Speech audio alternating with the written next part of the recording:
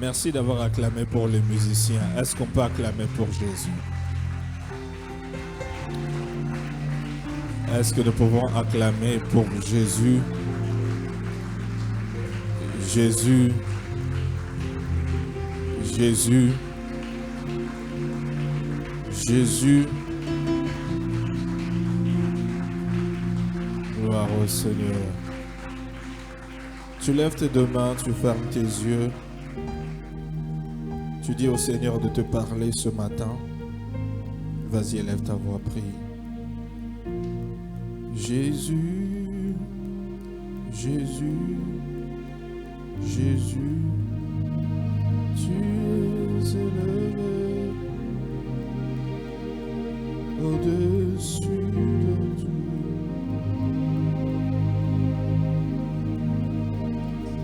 Jésus, Jésus, Jésus, tu es élevé au-dessus de tout. Tu es élevé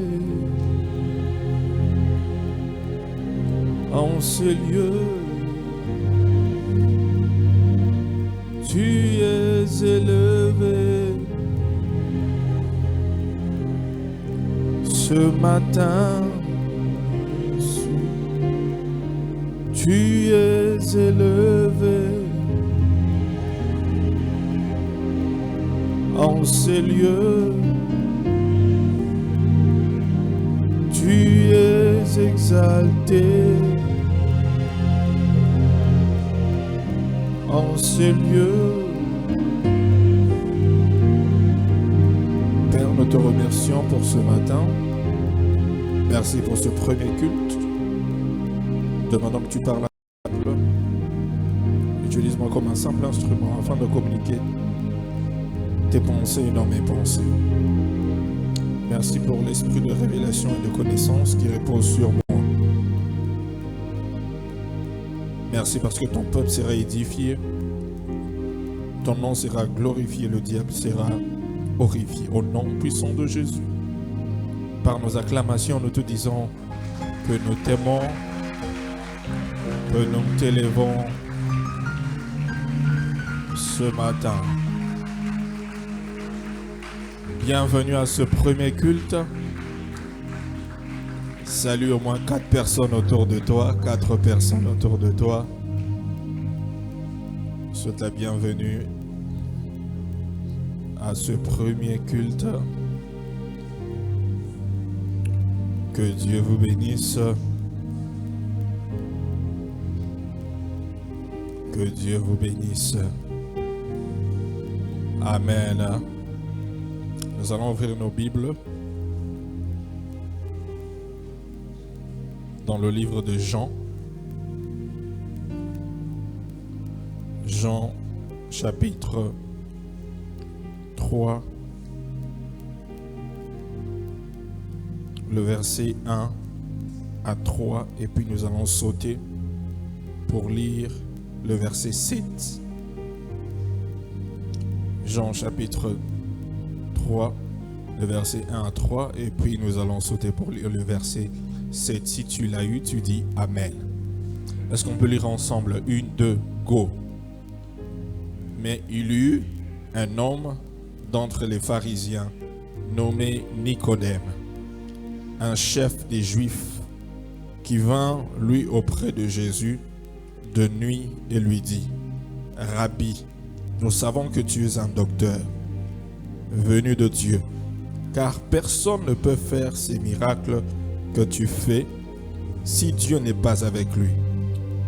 Jésus lui répondit: en vérité, je te le dis, si un homme ne naît de nouveau, il ne peut voir le royaume de Dieu. Verset 7. Ne t'étonne pas que je t'ai dit, il faut que vous naissiez de nouveau. Parole du Seigneur. Tu peux t'asseoir, merci. Mon thème ce matin, c'est la nouvelle naissance. La nouvelle naissance. Je voudrais saluer la présence de pasteur Baudouin parmi nous. Il peut se lever, nous allons quand même l'apprécier.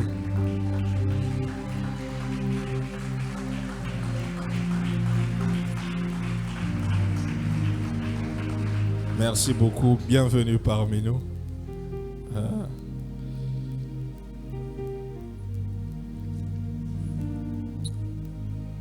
La nouvelle naissance. Dans ce passage que nous venons de lire, Jésus eut une discussion avec un homme dénommé Nicodème.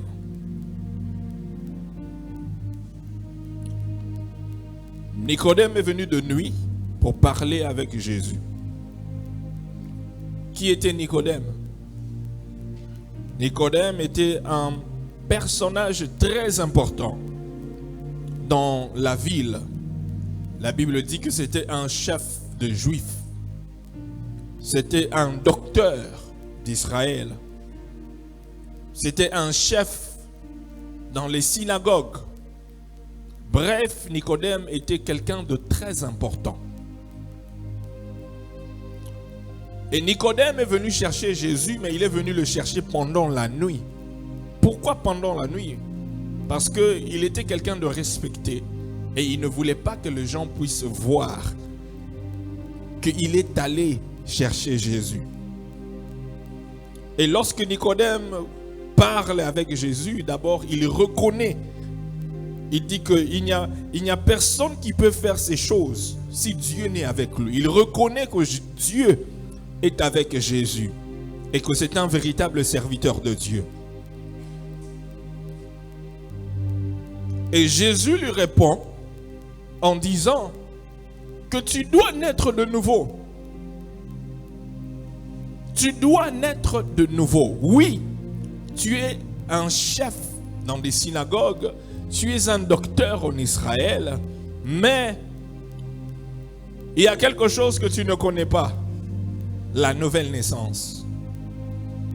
Tu dois naître de nouveau. Oui, tu es un pharisien. Oui, tu es un docteur. Oui, tu fais beaucoup de choses dans la maison de Dieu. Mais Jésus lui dit, tu dois naître de nouveau. Frères et sœurs, en réalité, le christianisme est la seule religion qui demande à toute personne de naître de nouveau, qui exige la nouvelle naissance à tous ceux qui veulent suivre ou adhérer à cette religion qu'on appelle le christianisme. Bien sûr que ce n'est pas une religion, c'est une vie. La vie chrétienne, frères et sœurs, commence par la nouvelle naissance. La vie chrétienne commence par la nouvelle naissance. Est-ce que tu peux le dire avec moi? La vie chrétienne commence par la nouvelle naissance. Encore une fois de plus.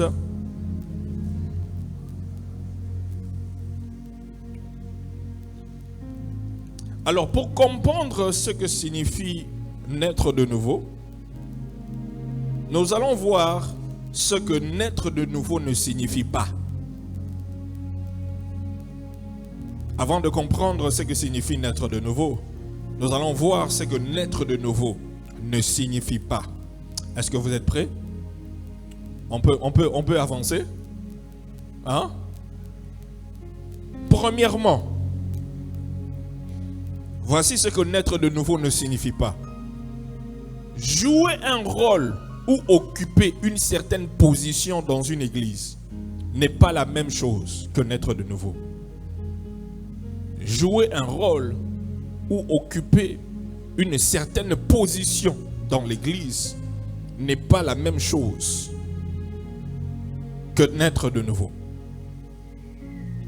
Je répète, jouer un rôle ou occuper une certaine position dans l'église n'est pas la même chose que naître de nouveau. Est-ce que tu peux m'aider à le dire à ton voisin?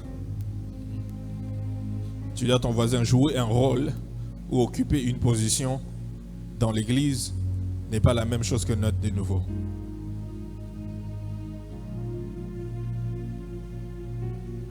Oh, je ne te vois pas parler à ton voisin.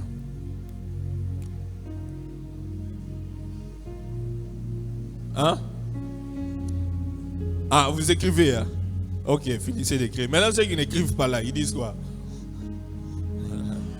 Ok, regarde ton voisin, dis-lui. Voisin, hein?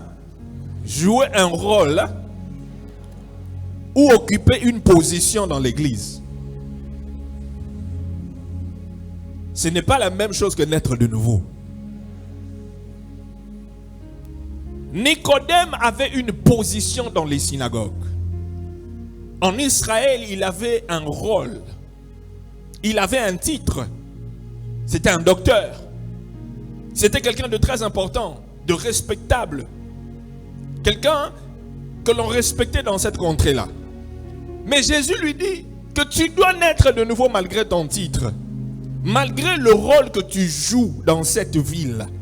Malgré la position que tu occupes. Malgré le titre que tu as. Tu dois naître de nouveau. Parce que ce n'est pas le titre que tu as dans l'église qui veut dire directement que toi tu es né de nouveau. Non, ce n'est pas ça, naître de nouveau. Ce n'est pas ça, naître de nouveau. Malgré les postes que tu as, ce n'est pas ça, naître de nouveau. Parce que c'est possible d'être serviteur dans l'église et ne pas être né de nouveau. Oh, vous ne me dites pas amen. Vous ne me dites pas amen. Hein? C'est possible d'être serviteur dans l'église et ne pas être né de nouveau. C'est possible de servir Dieu sans être né de nouveau. C'est possible d'être dans un département sans être né de nouveau. C'est possible d'être chantre sans être né de nouveau. Oh, les chantres, vous ne me dites pas amen. Ah, vous ne voulez pas me dire amen, hein? C'est possible d'être diaconesse sans être né de nouveau. Les diaconesses, ne dites pas amen. Oh, ils ne sont pas là aujourd'hui. C'est possible d'être diacre sans être né de nouveau.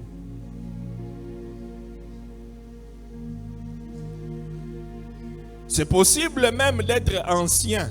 Les anciens, alléluia. D'être ancien sans être né de nouveau. Oui. C'est possible d'être même pianiste à l'église. Sans être né de nouveau. C'est possible. Oui. C'est possible d'être même modérateur dans l'église, mais sans être né de nouveau. C'est possible d'être même berger dans l'église, sans être né de nouveau. Pasteur Nestor m'a dit c'est possible de jouer même à la guitare. Il est où?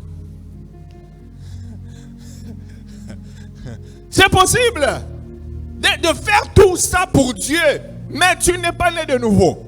Toi, tu te contentes seulement du titre que tu as. Tu te contentes seulement de la position que tu occupes. Tu te contentes seulement de ce que les gens voient de toi. C'est possible même d'être pasteur sans être né de nouveau. Oh, c'est pas vrai? C'est pas vrai? Oui. Matthieu chapitre 7, le verset 22. Quelqu'un peut me lire ça? Matthieu 7, 22.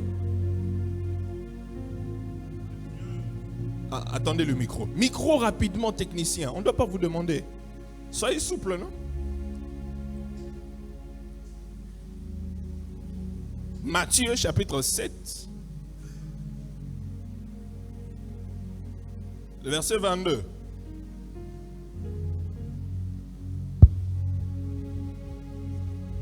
Matthieu chapitre 7, verset 22, nous lisons au nom de Jésus. Amen. Plusieurs me diront en ce jour-là, oui. Seigneur, Seigneur, oui. N'avons-nous pas prophétisé par ton nom? N'avons-nous pas chassé des démons par ton nom? Et n'avons-nous pas fait beaucoup de miracles par ton nom? Parole du Seigneur. Oui, 23. Continue. Alors, je leur dirai ouvertement, je ne vous ai jamais connu. Retirez-vous de moi, vous qui commettez je ne vous ai jamais connu. Retirez-vous. Retirez-vous. Je ne vous ai jamais connu. Hein? Il dit, je ne vous ai jamais connu. Retirez-vous de moi. Des gens qui diront, Seigneur, nous avons prophétisé en ton nom. Donc, c'est possible de prophétiser sans que Dieu ne te connaisse. Le fait de prophétiser n'est pas synonyme d'être né de nouveau, n'est pas synonyme que ton nom est inscrit dans le livre de vie, n'est pas synonyme que tu as la vie éternelle, n'est pas synonyme que tu es déjà garanti d'aller au ciel. Ce n'est pas synonyme que le jour de l'enlèvement tu seras enlevé. Ce n'est pas un synonyme. Prophétiser, ce n'est pas un synonyme que tu es né de nouveau. Non! Oh, vous ne dites pas amen. Il dit, Seigneur, nous avons chassé des démons en ton nom. Chassé des démons. Nous avons fait des délivrances en ton nom. Des gens ont été délivrés. Des gens ont été transformés. Des vies ont été changées à travers nous. Mais Dieu dit, je ne vous ai jamais connu. Quelle catastrophe. Quelle triste nouvelle. Je ne vous ai jamais connu parce que vous n'êtes pas nés de nouveau. Vous n'êtes pas mes serviteurs. Je ne vous connais pas. Dans le livre de vie, votre nom n'est pas là.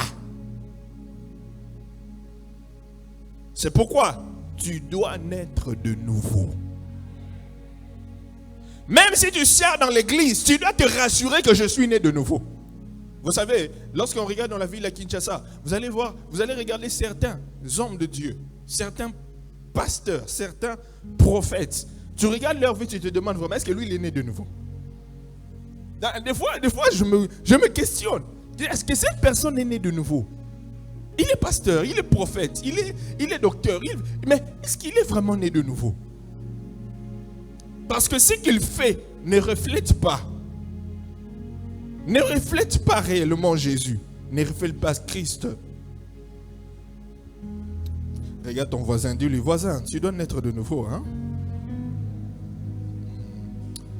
Tape ton voisin sur l'épaule, tu dis, voisin, tu dois naître. Non, demande-lui d'abord, voisin, est-ce que toi tu es né de nouveau vraiment? Qu'il te réponde d'abord s'il est né de nouveau. Le voisin est né de nouveau. Il a dit peut-être. Hein?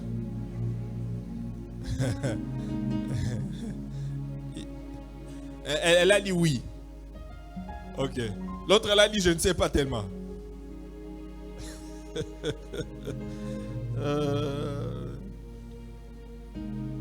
Tu dois te rassurer que tu es né de nouveau.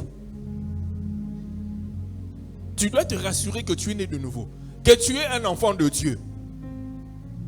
Tu ne dois pas compter sur le titre que tu occupes ou le poste que tu occupes dans l'église. Non. Vous savez, l'une des prières que moi je fais tous les jours, pendant que je prie, je dis, Seigneur, au-delà d'être un excellent pasteur, je veux être un excellent enfant de Dieu. Je ne veux pas seulement que les gens me voient comme un pasteur, mais je veux que devant toi, que je sois un excellent enfant de Dieu. Enfant de Dieu. Enfant de Dieu. C'est ça. Je dis, Seigneur, je veux être un enfant de Dieu. Pas seulement un prédicateur, pas seulement un bon leader, pas seulement un bon père, mais un excellent enfant de Dieu. Les gens doivent me regarder et dire que non, ça c'est un enfant de Dieu. Ça c'est un enfant de Dieu. Ça c'est un enfant de Dieu. Par la manière dont je vis ma vie. Vous savez, un enfant de Dieu prêche la parole de Dieu par sa vie. Écris ça. Un enfant de Dieu prêche la parole de Dieu au travers de sa vie. Sa vie. Ta vie est un message. Ta vie est un message. Aide-moi à dire à ton voisin, un enfant de Dieu prêche la parole par sa vie. Il prêche l'évangile par sa vie. Sa vie, sa vie. Seulement la manière dont il vit, c'est un message. C'est une leçon. C'est un enseignement. C'est une interpellation. Ta vie seulement, c'est un message. que les gens peuvent lire. Quelqu'un te regarde, il voit seulement la manière dont tu vis ta vie au quotidien, la manière dont tu traites ta femme, la manière dont tu traites ton mari, la manière dont tu traites les gens autour de toi, la manière dont tu te comportes. Ils sont enseignés et ils veulent suivre le Jésus que toi tu as suivi. Ta vie a-t-elle un message? Jésus dit à Nicodème, tu dois naître de nouveau. Ce n'est pas le poste, tu dois naître de nouveau. Très important. La deuxième chose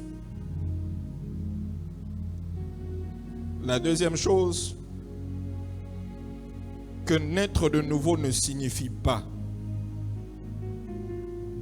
Devenir ami d'un homme de Dieu n'est pas la même chose que naître de nouveau. Devenir ami d'un homme de Dieu n'est pas la même chose que naître de nouveau. En d'autres termes, même être proche d'un homme de Dieu n'est pas la même chose que naître de nouveau. Nicodème a fait la connaissance de Jésus. Peut-être qu'ils sont devenus des amis. La Bible ne nous dit rien. Mais de la même façon, vous voyez, il y a des gens qui sont proches des hommes de Dieu. Et ils pensent que le fait qu'il est proche d'un homme de Dieu, cela veut dire qu'il est né de nouveau. Non. Ta proximité à un homme de Dieu ne va pas transférer la nouvelle naissance dans ta vie. La proximité à un homme de Dieu ne va pas transférer la nouvelle naissance de la vie de l'homme de Dieu vers ta vie. Non, ça ne veut pas dire que tu es né de nouveau parce que tu es près d'un homme de Dieu. Non, ça n'a rien à voir. Ce n'est pas ça, être né de nouveau. Vous savez, Jésus dans son cercle, il avait 12 apôtres, mais il y avait un qui a passé 3 ans et demi avec lui malgré les enseignements, malgré les prédications, malgré les formations que Jésus les a données. Fin des fins, il a péri, il s'est égaré. Judas, l'apôtre Judas, il était près de Jésus, mais sa vie n'a jamais changé. Il n'a pas changé. Il s'est égaré. Vous savez, il y a des gens, il y a des personnes qui sont près des hommes de Dieu presque tout le temps. Mais va changer à rater. Ils ne changent pas. Leur vie ne change pas. Ils ne sont pas transformés par la parole. Ils entendent la parole chaque semaine, mais leur vie ne change pas. Tu dois rencontrer Jésus. Tu dois rencontrer Jésus. Je disais que tu dois rencontrer Jésus. J'ai dit que tu dois rencontrer Jésus. Tu dois rencontrer Jésus. Oh, pasteur Béni. Et je suis là avec pasteur Béni et tout ça, j'ai accès à lui. Oui, tu peux avoir accès à moi. Ce n'est pas un problème. Mais si ma vie ne t'affecte pas, si ta proximité avec moi ne fait pas en sorte que toi, ta vie puisse changer, ça ne sert à rien. Ça ne sert à rien. Oh, toi tu pries où? Je prie chez les gagneurs d'âme. Oui, tu pries chez les gagneurs d'âme. Mais comment est-ce que le fait de prier chez les gagneurs d'âme a affecté ta vie? Les enseignements qu'on enseigne chez les gagneurs d'âme, comment cela a fait en sorte que ta vie puisse changer? Ta vie ne change pas. Rien ne change en toi. Même si tu es proche, mais rien ne change en toi. Tu es comme un canard sur lequel on jette de l'eau. Pas de changement.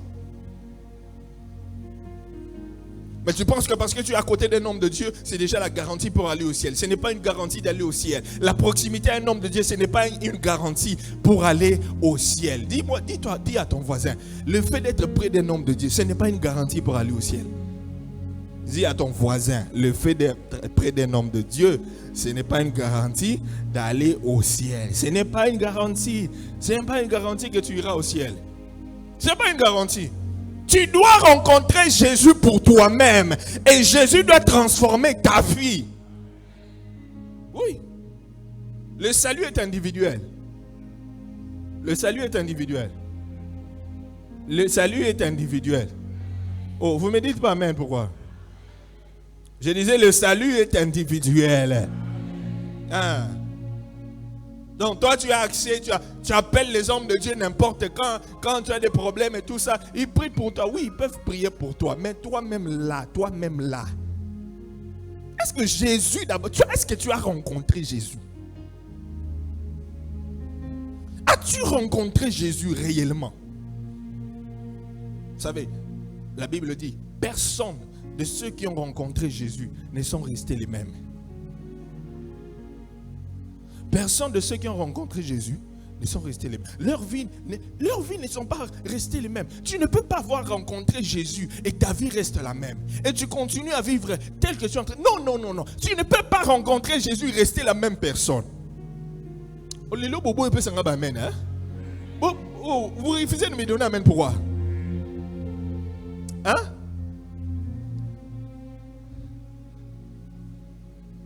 Vous refusez de me donner amen pourquoi? Hein?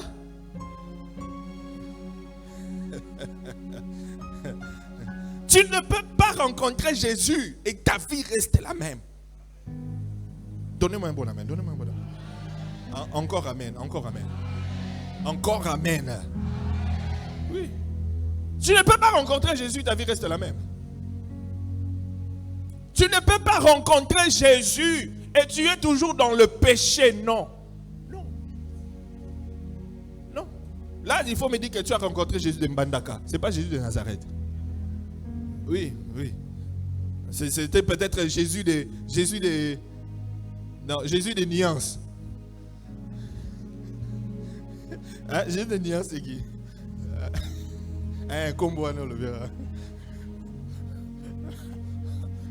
Tu n'as pas rencontré Jésus de Nazareth.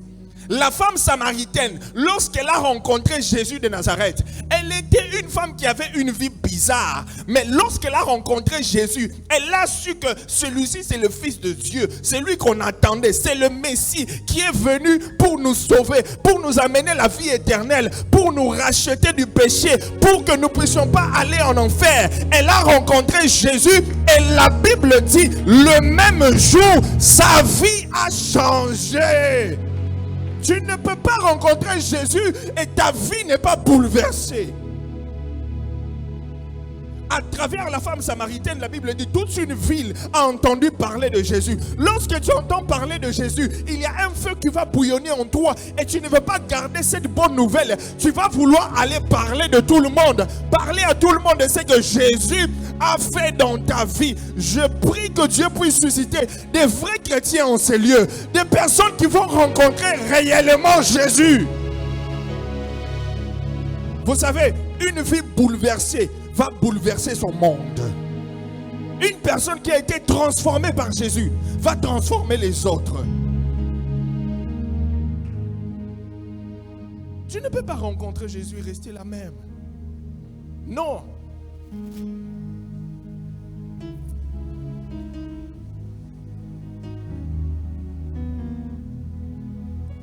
Troisième chose que la nouvelle naissance ne signifie pas. Avoir des principes n'est pas la même chose que naître de nouveau. Avoir des principes, ce n'est pas la même chose que naître de nouveau. Et il y a des personnes dans ce monde qui ont des principes, qui ne sont pas mauvais. Ce sont des bons principes. Et certaines personnes ont des principes qu'ils ont acquis de leur éducation de base, familiale. Il y a des gens sur cette terre, il est très poli. Il y a des personnes très polies qui respectent les aînés. Ils ne boivent pas, ils ne fument pas, ils ne sont pas dans des ambiances, ils ne sont pas dans des boîtes, on ne le trouve pas dans ces choses-là. Et vous allez penser qu'il est né de nouveau. Non, c'est juste des principes qu'il a acquis. C'est une éducation qu'il a reçue par sa famille. Ils ont grandi comme ça. Les parents les ont éduqués de cette manière-là. Mais cela ne veut pas dire que la personne est née de nouveau. C'est juste qu'il a des principes. Peut-être qu'il est dans une certaine société. Lui, il n'aime pas la corruption. Il n'aime pas que les gens viennent en retard. Il est très strict comme ça. Mais la personne n'est pas née de nouveau, mais la personne a juste des principes. Il dit, selon mes principes, on fait les choses comme ça. Je n'aime pas des aventuriers, je ne suis pas escroc. J'aime la droiture. Il est intègre dans sa manière. C'est un bon leader, un excellent leader, un bon père, un mari fidèle. Il a des principes. Mais cela ne veut pas dire que tu es né de nouveau. Et vous allez voir souvent, le problème est que les personnes qui ont souvent beaucoup de principes ne voient pas l'importance de recevoir Jésus. Oui. C'est pas vrai? Oui. Les gens qui ont beaucoup de principes et ne voient pas l'importance. Pourquoi je dois recevoir Jésus? Pourquoi est-ce que je dois recevoir Jésus? Parce qu'il a des principes. C'est une bonne personne, il vit bien sa vie. Il n'est pas dans des... On ne l'entend pas dans des scandales à gauche, à droite. Il est vraiment droit. Mais il n'est pas né de nouveau. Et il ne sait pas. Pourquoi est-ce que je dois recevoir Jésus? Mais il doit recevoir Jésus parce qu'il a besoin d'un sauveur. Il doit recevoir Jésus parce qu'il n'a pas la vie éternelle. Il doit recevoir Jésus parce que Jésus revient bientôt. Ce monde est éphémère. Après cette vie, il y a une autre vie. Il faut se préparer pour l'éternité. Regarde ton voisin, dis-lui, avoir des principes n'est pas une mauvaise chose. Mais tu dois naître de nouveau malgré tes principes. Tu dois naître de nouveau malgré tes principes.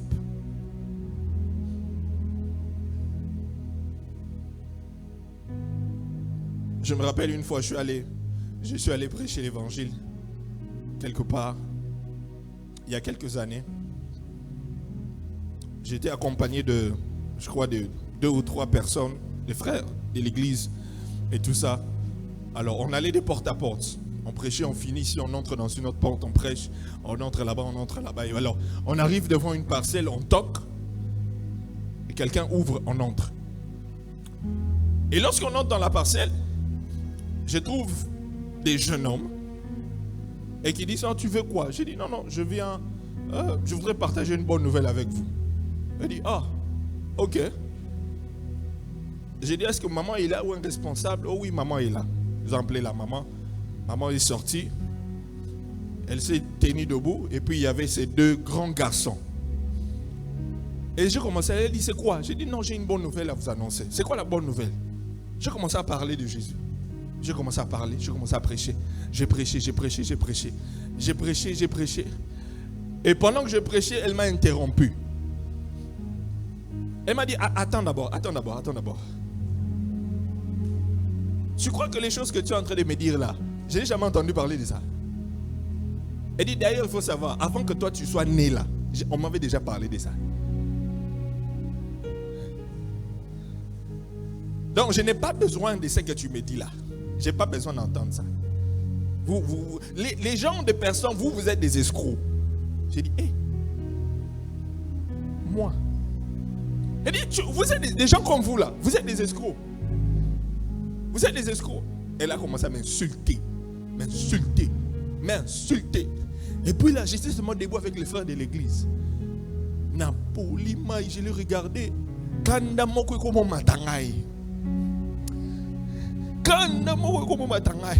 Elle m'insultait, elle parlait. Après, je lui ai dit, non maman, il faut savoir, moi je ne suis pas escroc. Ah, vous êtes des escrocs, vous tous là. Parce que moi j'ai besoin de ça, j'ai une bonne vie, j'ai tout ça, je suis bien. Je n'ai pas besoin de votre soi-disant Jésus là. Ha! Je voulais parler comme ça, elle a dit, sors de ma maison, sors de ma parcelle. Avant de partir, j'ai résisté comme ça. Elle dit, tu ne veux pas sortir? Elle est entrée, elle a pris un seau d'eau. Elle voulait me lancer, j'ai dit, maman, si tu ne reçois pas Jésus, ok, lui fais l'eau. N'a pas la portail. Quoi?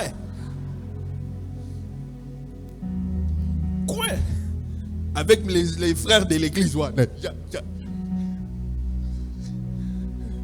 Mais avant de partir, je lui ai dit, ma mère, si tu ne restes pas Jésus, tu vas en enfer. Elle n'avait pas besoin de Jésus parce qu'elle avait une bonne vie.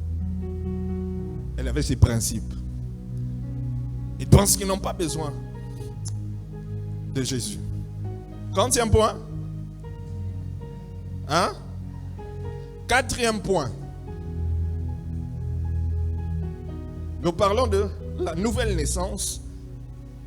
Et nous parlons de ce que la nouvelle naissance ne signifie pas. Quatrièmement, être baptisé n'est pas la même chose que naître de nouveau. Être baptisé n'est pas la même chose que naître de nouveau. Être baptisé n'est pas la même chose que naître de nouveau.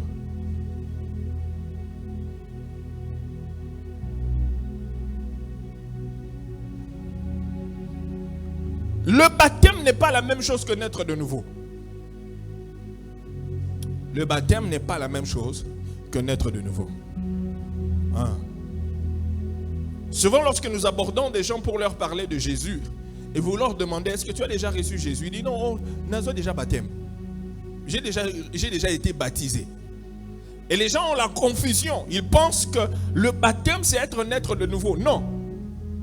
Ceux qui auront cru seront baptisés. Tu dois d'abord croire avant d'être baptisé.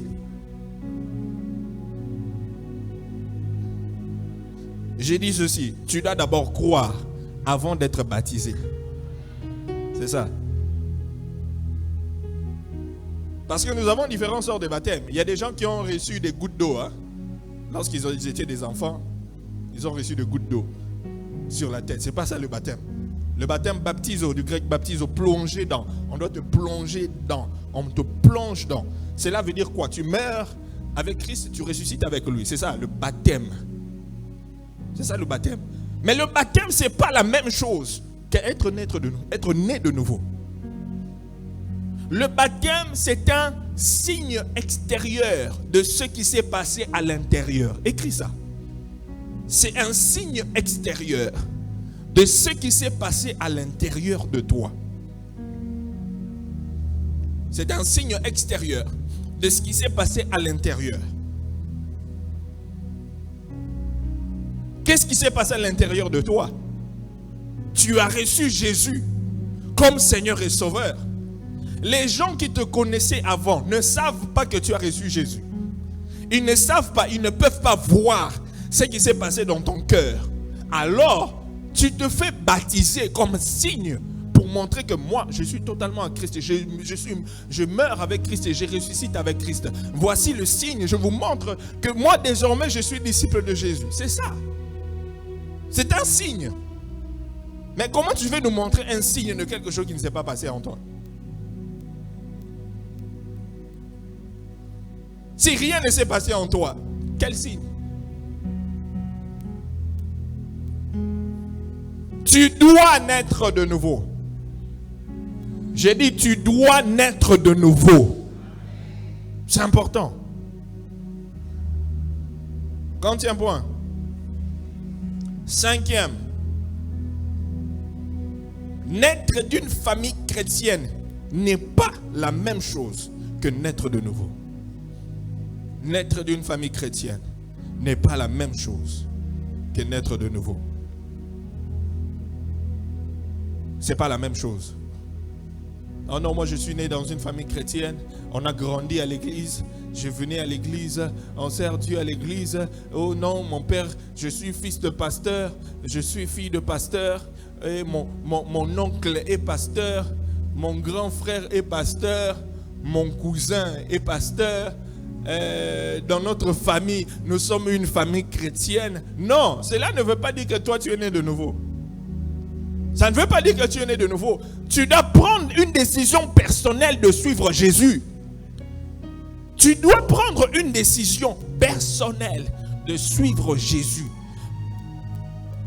Bien sûr, Dieu t'a permis d'être dans un environnement où il y a des gens qui connaissent Jésus afin que tu puisses avoir assez d'informations pour faire le choix adéquat toi-même. Le choix qu'il faut toi-même. Je suis d'une famille chrétienne. Oui, tu es une famille chrétienne, c'est très bien. Mais as-tu reçu Jésus comme Seigneur et Sauveur? As-tu fait cette expérience-là? Est-ce que Jésus est dans ton cœur? As-tu rencontré Jésus? Papa, maman prie. Oui, c'est bien. Et toi? Venir à l'église avec la famille chrétienne, c'est une bonne chose. Mais as-tu fait l'expérience avec Jésus toi-même? Une fois, je demande à une personne, est-ce que tu as reçu Jésus? Il dit, bon, moi je pars à l'église depuis que je suis enfant. On m'amène à l'église depuis que nous sommes enfants. Jusqu'à maintenant là, on m'amène à l'église. J'ai toujours été à l'église. J'ai dit, c'est bon, tu as toujours été à l'église. Mais as-tu déjà reçu Jésus? Est-ce que tu connais le jour où tu as pris la décision de donner ta vie à Jésus? Oh non. Tu dis, tu es encore païen. Tu n'as pas Jésus dans ta vie. Et je lui dis, est-ce que tu veux recevoir Jésus? Oh oui, pasteur. Je le conduis dans la prière. Vous savez, il y a beaucoup d'enfants qui viennent à l'église comme ça. Pourquoi tu pars à l'église? Parce que papa m'amène à l'église. Parce que papa dit à la maison, si personne ne part à l'église là, vous n'allez pas manger aujourd'hui. C'est ça. Donc tu es obligé d'aller à l'église parce que les parents t'amènent à l'église. Mais tu n'as pas rencontré Jésus toi-même. C'est très important.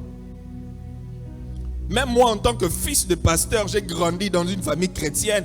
Papa pasteur, maman pasteur. Mais il y a eu une année où moi-même, j'ai pris la décision de donner ma vie. Je me rappelle, c'était ici, c'était quelque part ici. Il y avait une activité. Un jour, il y a plusieurs années passées. Et l'évêque qui prêchait, pendant qu'il prêchait, il faisait l'appel au salut. Si tu n'as jamais donné ta vie à Jésus, donne ta vie à Jésus aujourd'hui. Et moi, j'étais là derrière, je pleure là. J'ai dit, et le Seigneur qui me parlait. Je me dis, est-ce qu'il y a déjà un jour où j'ai pris la décision de donner ma vie? J'ai dit non. Je n'ai jamais donné ma vie à Jésus. Je ne connais même pas le jour où j'ai donné ma vie à Jésus. C'est alors que ce jour-là, j'ai pris la décision. Mais bien sûr que je n'étais pas passé devant, mais j'étais là derrière, j'ai donné ma vie. J'ai dit, Seigneur Jésus, je te donne ma vie. Et jusqu'à aujourd'hui, je connais la date. C'était en 2001. En 2001, au mois de décembre. Le jour où j'ai oublié. Mais en 2001, au mois de décembre. Ça fait combien d'années maintenant? 23 ans que je suis chrétien. Ce n'est pas 23 ans que je suis fils de pasteur, non. 23 ans que je suis chrétien, j'ai donné ma vie. Demande d'abord à ton voisin, est-ce que tu connais la date, ta date de naissance spirituelle?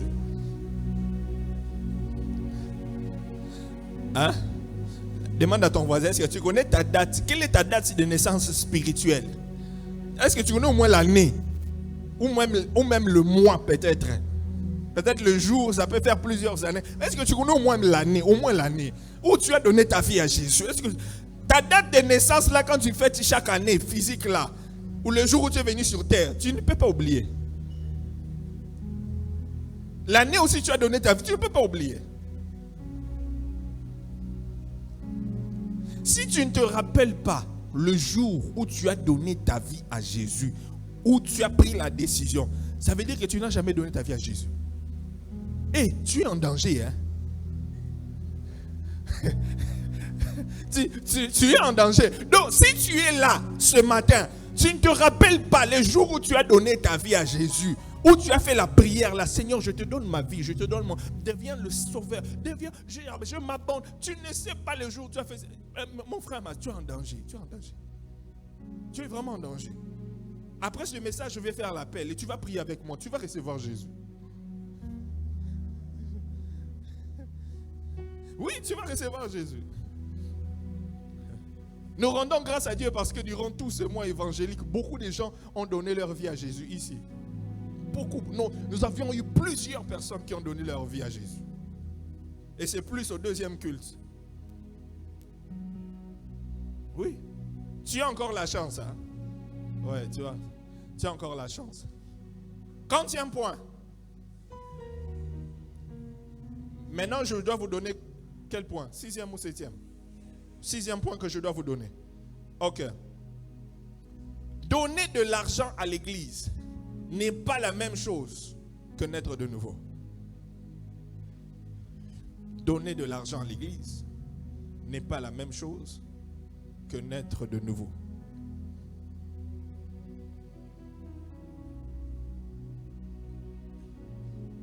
donner de l'argent à l'église n'est pas la même chose que naître de nouveau. Est-ce que tu peux le dire avec moi? Donner de l'argent à l'église n'est pas la même chose que naître de nouveau. Le fait de donner de l'argent à l'église ne remplace pas le fait que tu dois être né de nouveau. Et il y a des gens qui pensent que parce qu'ils donnent à Dieu, cela peut combler le fait qu'ils ne sont pas nés de nouveau. C'est possible d'acheter la nationalité d'un autre pays avec de l'argent. Hein? C'est possible d'acheter la nationalité d'un autre pays avec de l'argent. Ça peut se faire. Hein? Non. Oui. Ici on dit non, là-bas oui. Oui. On peut acheter la nationalité d'un autre pays avec de l'argent. Hein? Oui, non, oui, non, oui, non. Hein? Oui. Parce que j'ai vu dans un pays où on dit, si tu veux qu'on te donne la nationalité, viens investir 250 000 $ ou 150 000 $ dans l'immobilier, puis on te donne la nationalité. Ça, c'est acheté, non? Oui. Je donne l'argent un peu, on me donne ça. La nationalité à vie. Donc, on peut acheter la nationalité avec de l'argent d'un autre pays. Mais on ne peut pas acheter la vie éternelle et la nationalité ou la citoyenneté céleste avec de l'argent. Ça ne s'achète pas. Ça ne s'achète pas.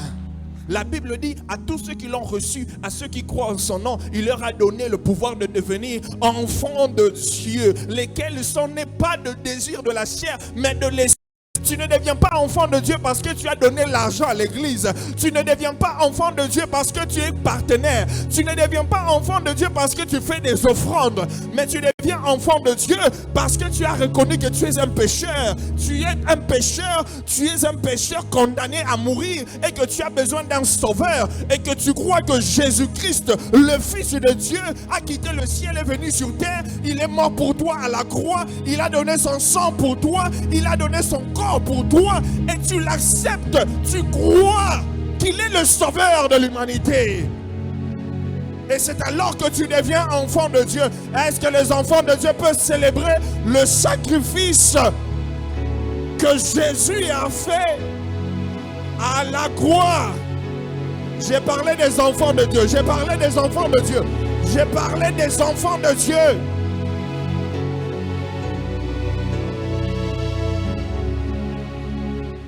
Assieds-toi. Tape deux personnes à côté de toi, tu leur dis que la nouvelle naissance, ça ne s'achète pas. La nouvelle naissance, ça ne s'achète pas avec de l'argent. Le fait de donner l'argent à l'église ne veut pas dire que tu es né de nouveau. Non. Il y a des gens qui croient que Dieu est comme un roulage. Quand tu fais une erreur, une infraction, tu lui donnes l'argent. On lui dit, bon, mon tour. Tu donnes l'argent pour que Zamba Bomelo moto. Il y a des gens qui pensent que lorsqu'ils seront au ciel, là, ils seront en train d'entrer comme ça. Et puis, allez pas, on ouvre le livre de vie. Et puis, on regarde dans le livre de vie si le nom est là. On trouve que son nom n'est pas là. Il pense que son argent, il peut donner. Il dit, Ange Gabriel, Boma moto, tire en la côte. Ça ne va pas marcher. Ça ne marchera pas. Donnez de l'argent à l'église. Donner des offrandes à l'église ne veut pas dire naître de nouveau. Ça ne remplace pas le fait que tu dois être né de nouveau. On ne peut pas corrompre Dieu avec l'argent. On ne peut pas voir la vie éternelle avec l'argent. Tu ne peux pas naître de nouveau à cause de ton argent. Non. Deux choses différentes. Ce sont deux choses différentes. Très important. Est-ce que quelqu'un comprend ce que Dieu est en train de dire? Honorer tes vœux à l'église ne remplace pas le fait que tu dois naître de nouveau. 2 Corinthiens chapitre 8, le verset 5. 2 Corinthiens chapitre 8, le verset 5.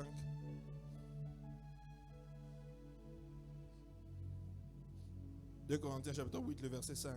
Est-ce que quelqu'un peut me lire ça rapidement? 2 Corinthiens chapitre 8, le verset 5. «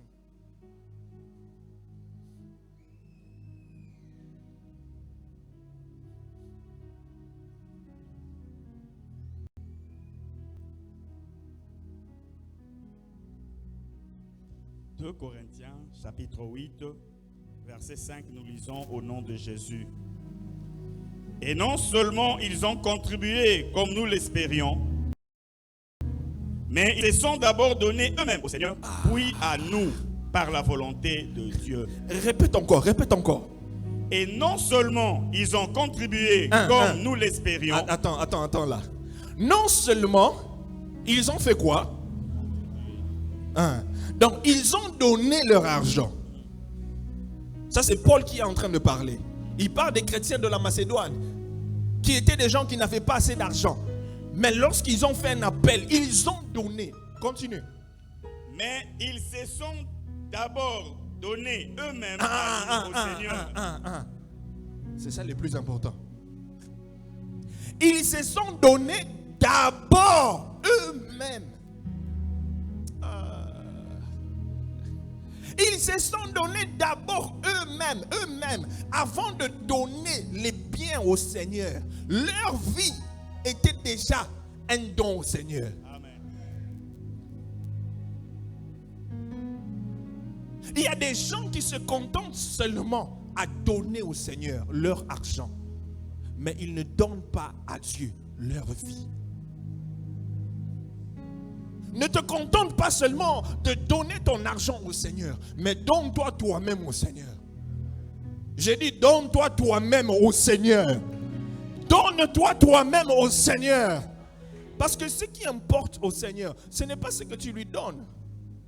C'est ta relation avec lui. Ce n'est pas ce que tu lui donnes, c'est ta relation avec lui. Ce n'est pas ce que tu lui donnes, parce que ce que tu lui donnes là lui appartient. C'est lui qui t'a donné ça. Tu ne fais que le remettre ce qu'il t'a donné. C'est ce que nous disons, Seigneur, nous t'apportons ce que tu nous as donné. Nous te donnons, nous te rendons ce que tu nous as donné. Donc ce que tu as là, c'est appartient à Dieu.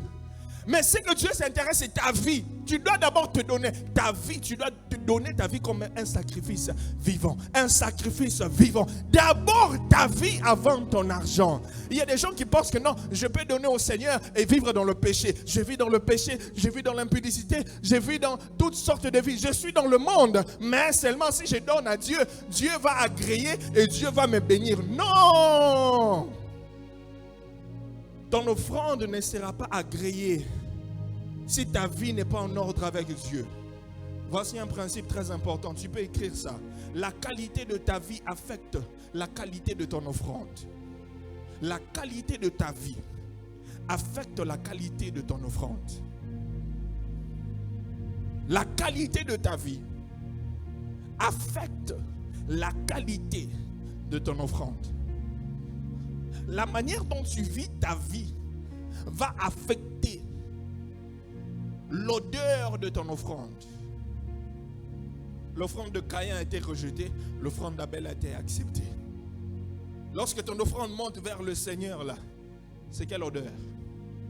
C'est la qualité de ta vie qui va déterminer le type d'odeur que Dieu va sentir. Est-ce que ça sera un parfum de bonne odeur? Ou ça sera diarrhée? Ça sent mauvais. Ça sent mauvais. C'est ta vie, c'est ta vie. C'est ta vie. Mais tu te dis non, je vais seulement donner à Dieu. Je vais seulement donner à Dieu. Oh non, oh moi, je suis partenaire. Les partenaires, alléluia.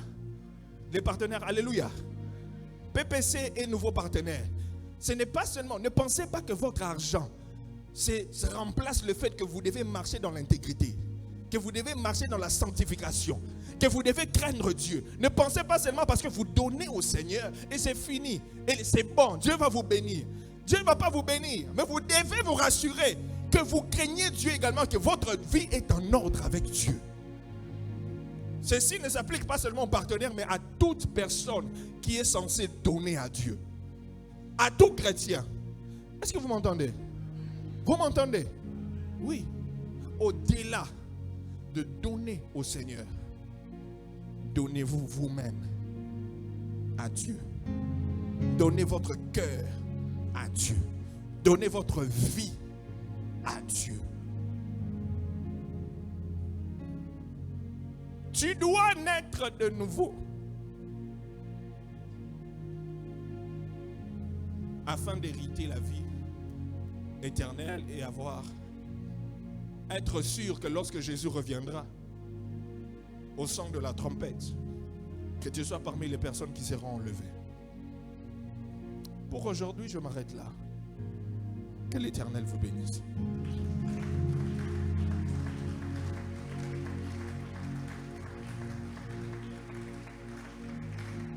Les yeux fermés, nos têtes inclinées.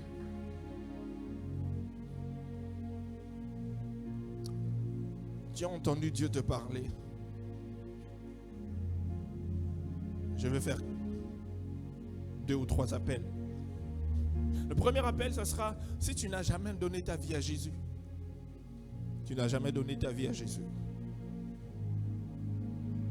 Et ce matin, Dieu t'a parlé et tu te dis, non, pasteur, j'ai besoin de Jésus dans mon cœur. Je veux que Jésus devienne mon Seigneur et mon Sauveur. Je ne veux pas continuer à vivre ma vie dans l'incertitude. Ne sachant pas si Jésus revenait, où je passerai mon éternité. Je vais donner ma vie à Jésus aujourd'hui et maintenant. Si c'est à toi que je m'adresse, lève ta main simplement où tu es. Et je voudrais prier avec toi. N'aie honte de personne. Lève simplement ta main où tu es. Je voudrais prier avec toi.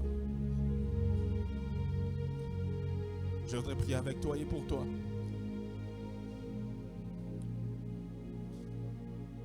Tu veux donner ta vie à Jésus.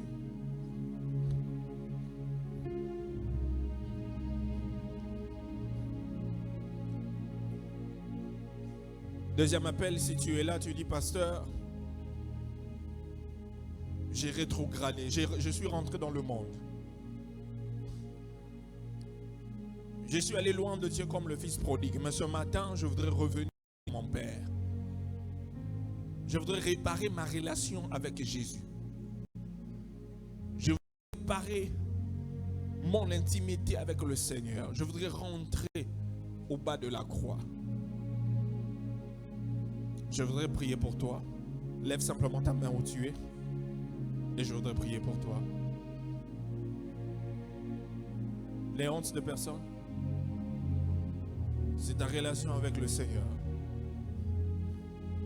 Lève ta main où tu es. Je vais prier pour toi et avec toi. Je n'ai pas beaucoup de temps.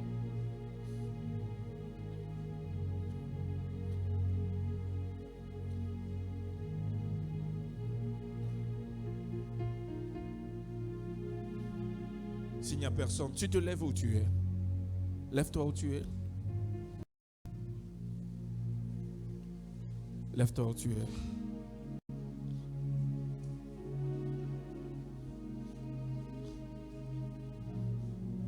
Tu vas faire cette prière, une prière. Tu vas prier le Seigneur, tu vas dire, Seigneur, aide-moi à ne pas être un chrétien superficiel. Mais je veux être un véritable enfant de Dieu. Garde-moi au bas de la croix, afin que je ne m'égare pas. Tu élèves ta voix et tu commences à prier. Vas-y, prie le Seigneur. Vas-y, commence à prier le Seigneur. Vas-y, prie le Seigneur. Seigneur. Vas-y, prie le Seigneur.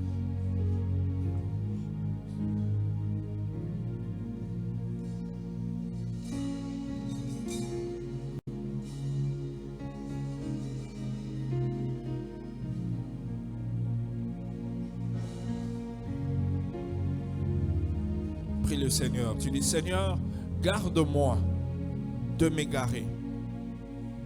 Je veux être un vrai chrétien, un véritable enfant de Dieu. Au-delà des titres que j'ai, au-delà des positions que je joue, au-delà des rôles que j'ai, je veux être et continuer à être un véritable enfant de Dieu. Prie le Seigneur. Vas-y, prie le Seigneur. Vas-y, prie le Seigneur. Vas-y, prie le Seigneur. Vas-y, prie le Seigneur.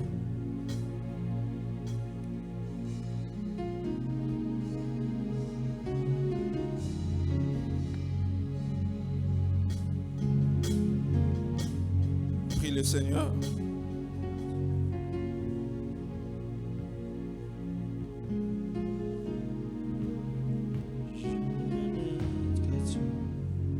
Père, nous te remercions pour ta grâce. Merci de nous avoir parlé ce matin. Seigneur, ma prière, une seule. Au-delà d'être des pasteurs, bergers anciens, évangélistes, au-delà de ce que nous faisons pour toi, Seigneur, nous voulons être des véritables enfants de Dieu.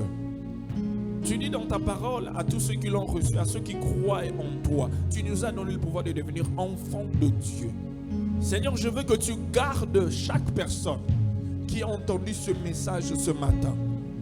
Que tu nous gardes au bas de la croix, afin que le diable ne puisse pas nous égarer. Et que ce jour-là, le jour de ton avènement, que nous puissions te voir.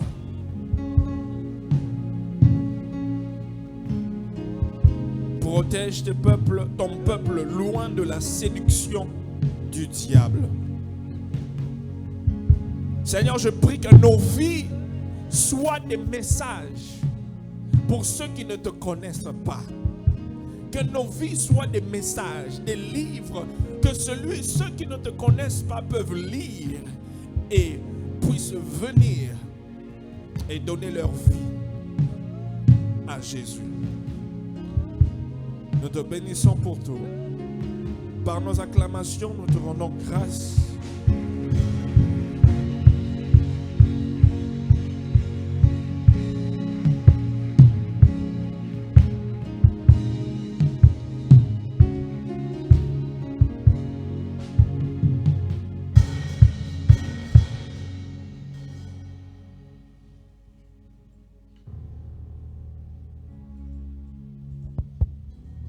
Amen.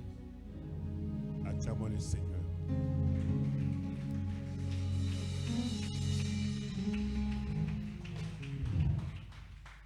Moi, si tu es réellement né de nouveau, acclame pour le roi des rois.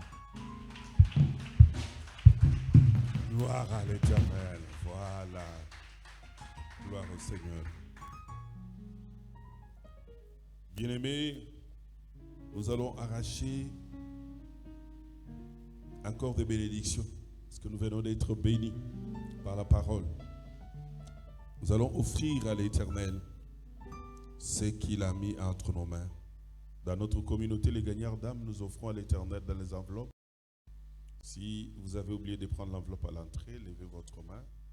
À l'intérieur, il y a un coupon. Mettez votre nom, votre adresse. Aujourd'hui, nous sommes dimanche, le 30 juin 2024. Remplissez toutes les rubriques. Orateur, ne mettez pas dans l'enveloppe. Il y a 2 paniers. À part les offrandes, nous allons donner l'action de grâce parce que l'Éternel nous a parlé. Il nous a choisis ce matin pour nous rappeler que nous devons naître de nouveau. Bien-aimés, si vous avez terminé à le faire, nous allons nous incliner dans la prière. Père Céleste, nous te disons sincèrement merci pour cette occasion que tu nous offres pour t'apporter, Seigneur, ce que tu as mis entre nos mains. Tu as dit dans ta parole que celui qui donne libéralement devient plus riche. Laisse que cette promesse s'accomplisse dans la vie de tout un chacun qui mettra la main dans ses paniers. Dans le glorieux nom de notre Seigneur Jésus-Christ, que nous t'avons ainsi prié. Amen. Faisons-les avec joie.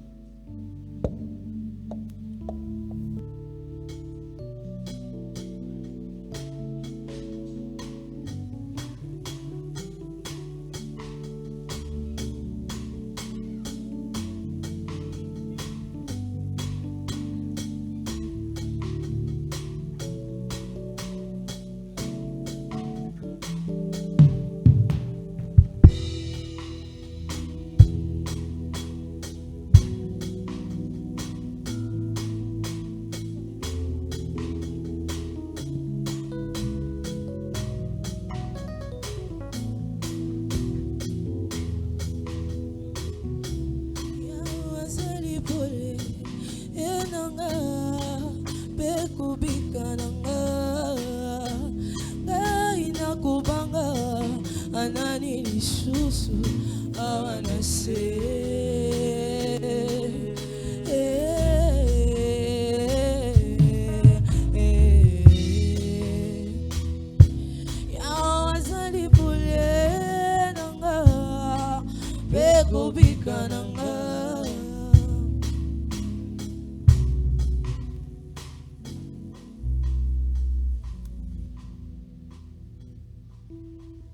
Galates 6:6, nous allons bénir l'homme de Dieu, notre daddy.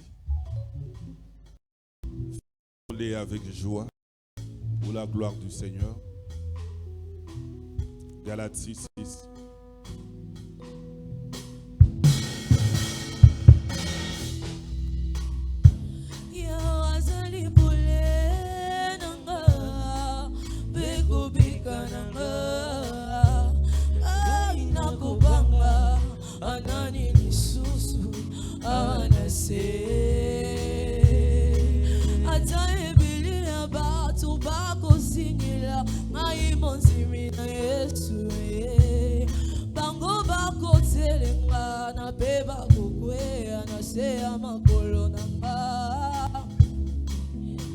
Motema nanga itondi na bolima mobala landanga na kunda naleli mobimba nanga présente babile mbola mu Yesu na memi naleli kimya koma moninga nanga tamisole zomona na te.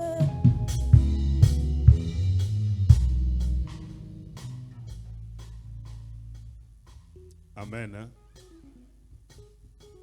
Qui est d'accord avec moi que le temple sera construit? Il y a des gens qui ne sont pas d'accord. Vraiment. Qui est d'accord avec moi que le temple sera construit cette année? Cette année. Ne baisse pas. Qui est d'accord avec moi que le temple sera construit cette année? Gloire au Seigneur. Ah, j'allais dire, maman, parce que tu n'es pas d'accord. Amen. Gloire à l'Éternel. Bien-aimé, pour que le temple soit construit cette année, $1 à chacun, $10, 100, 200, donnons pour la gloire du Seigneur. Amen. Hein? Faisons-les avec joie.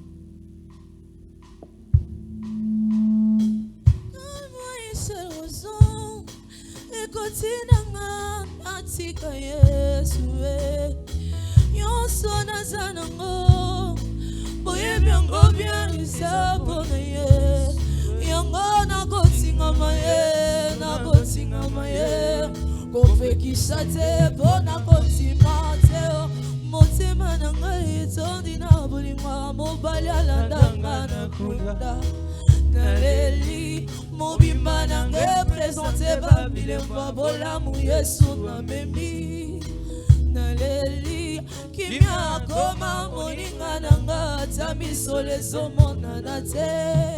Jésus m'a surpris, il m'a surpris, agréablement surpris. Jésus m'a surpris, azaboli moi motema.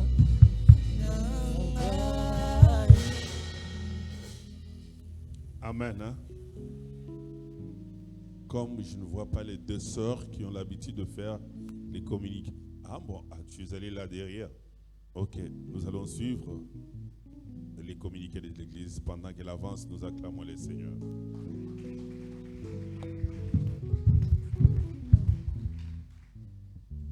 Shalom, peuple de Dieu. Communiqué du dimanche 30 juin 2024. Voici comment se présente le programme de cette semaine. Du mercredi 3 au vendredi 5 juillet 2024, nous aurons nos 3 jours de prière et jeûne. Modalité, repas le soir. Chaque jeudi, suivez la tranche Les Gagneurs d'âme sur Donja TV à partir de 16h30. Samedi 6 juillet 2024, nous aurons marche de prière, lieu de rencontre ici à l'église à partir de 7h30. Dimanche 7 juillet 2024, nous aurons nos 2 cultes. Premier culte, de 7h juste à 9h juste, culte francophone. Deuxième culte, de 10h juste à 12h juste, culte bilingue. Chaque dimanche, chacun de nous est appelé à donner au moins $1 pour la construction du nouveau temple.